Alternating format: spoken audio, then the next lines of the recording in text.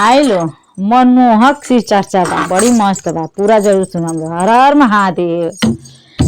कवन धुन डमरू बजावला ए गुरुजी, कवन धुन डमरू बजावला ए गुरुजी, कवन धुन डमरू।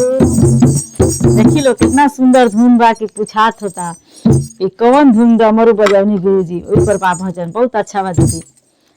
कवन धुन डमरू बजावनी ए गुरुजी, कवन धुन डमरू बजावनी ए गुरुजी, बजावनी ए गुरुजी, बजावनी ए गुरुजी, कवन धुन डमरू बजावनी ए गुरुजी। और आगे सुनी लो दीदी। गालावा में शोभे राउर सरफे के मालावा, सरफे के मालावा हो, सरफे के मालावा। गालावा में शोभे रौरी सरफे के मालावा, सरफे के मालावा, सरफे के मालावा।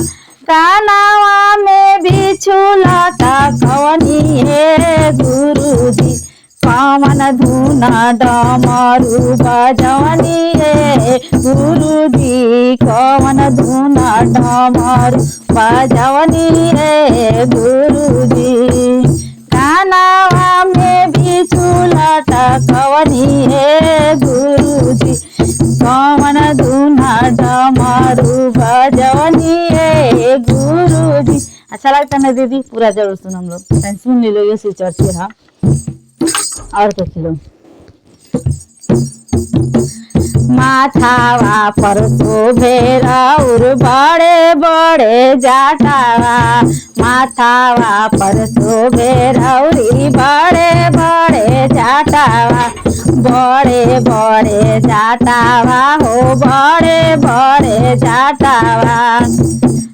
माथावा पर शोभे रौरी बड़े बड़े जाटावा, बड़े बड़े जाटावा हो, बड़े बड़े जाटावा। लीलारा पर चाँद चमकवनी हे गुरुजी, कवन धुन डमरू बजावनी हे गुरुजी।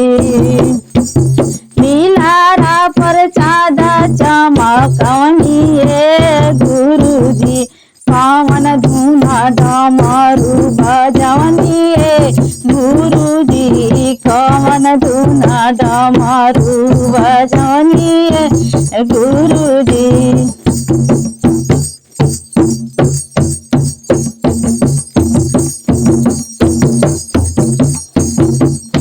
हाथावा में शोभे राउर त्रिशूल डमरुआ, हाथावा में शोभे रौरी त्रिशूल डमरुआ, त्रिशूल डमरुआ हो, त्रिशूल डमरुआ।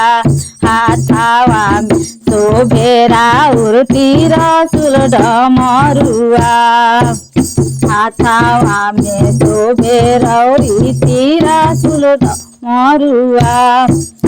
आंगावा भभूति लगौनी हे गुरुजी, कवन धुन डमरू बजावनी हे गुरुजी, कवन धुन डमरू बजावनी हे गुरुजी।